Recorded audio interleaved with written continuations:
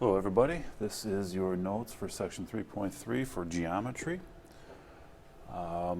In the second section, what we talked about is if you had parallel lines cut by a transversal, then you had certain angles that were congruent. Corresponding angles were congruent. If you had parallel lines, alternate interior angles were congruent. If you had parallel lines, alternate exterior angles were congruent. And you also had, if you had parallel lines, consecutive interior angles were supplementary. Okay, what we're going to do is kind of flip that around and go the opposite direction. To do that, we need this idea called a converse statement. All right, so I have an if-then statement up here. If you fart in church, then you sit in your own pew. It's an if-then statement. The if part right here, that is called the hypothesis. Basically, if that happens, it causes the then part. This is called your conclusion. Actually, I wanted to change colors. You sit in your own pew. All right, so a converse statement, you switch your if and then parts. So that would give you this statement, where the conclusion was you sit in your own pew, that becomes the hypothesis. The original hypothesis flips over and becomes the conclusion. So all we're doing is just flipping this thing around, causing us to go in the opposite direction. Now, how we're going to use that is taking those statements that we talked about in the second section. So looking in the at the orange here, it says if parallel lines are cut by a transversal, then, and we talked about all the different angles. Corresponding angles are congruent. Okay. So if parallel lines are cut by a transversal, then the corresponding angles are congruent to each other. Take the hypothesis and conclusion and switch them around, and you get this statement in green. If two lines are cut by a transversal, so that, notice how we're not saying they're parallel yet. We're just saying two lines are cut by a transversal. They're cut by a transversal just in the right way so that the corresponding angles are congruent. So if we do have two lines, not parallel yet, if we have two lines that are cut by a transversal in just the right way, that's making the corresponding angles congruent to each other, then we have the two lines that are going to be parallel. Okay, so we're flipping the order, going in the opposite direction. In section 3.2, we talked about when we have parallel lines, we have corresponding angles congruent. And we had all those other pairs of angles. We're switching that around. If we have corresponding angles congruent, then we are going to have parallel lines. So this green statement, part of your notes is going to be this green statement 4 times.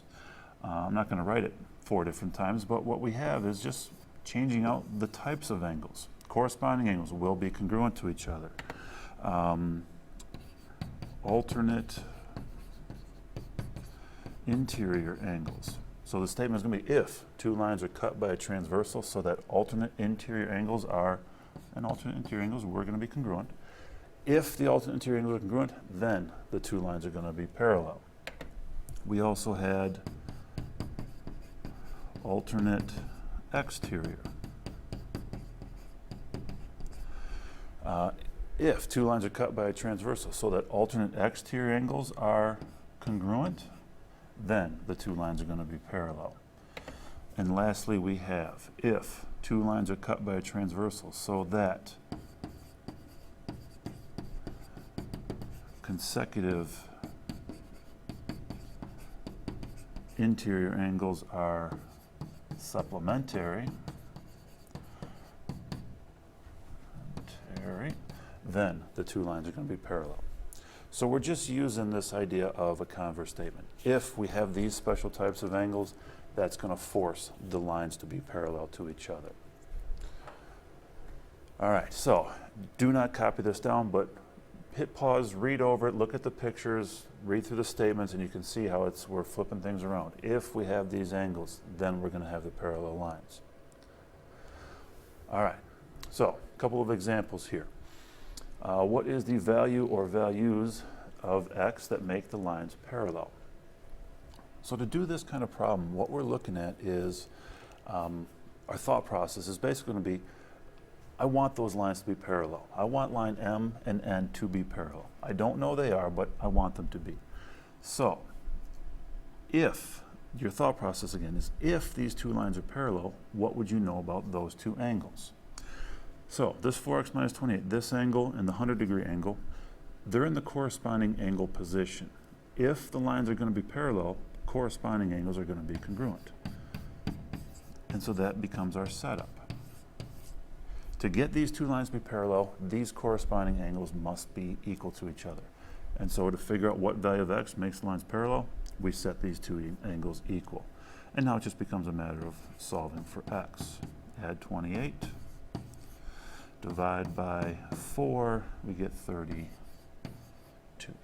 There's the value of x that would make line M parallel to line N. Okay, that's your thought process. Looking at number 12, go ahead, hit pause, try this on your own. All right, I hope you got an answer. So, if lines M and N are going to be parallel to each other, these two angles that are given, 2x minus 95 and the x, they're alternate interior angles, or at least they're in the alternate interior angle position. So if the lines are going to be parallel, the alternate interior angles are going to be equal to each other. So to get these lines to be parallel, we need these two angles equal. I'm going to subtract the 2x from both sides. We're left with a negative 95 equals a negative x. Divide both sides by a negative 1. We get x is 95. All right, that is it for the notes. Hope you have a great night. See you in class tomorrow.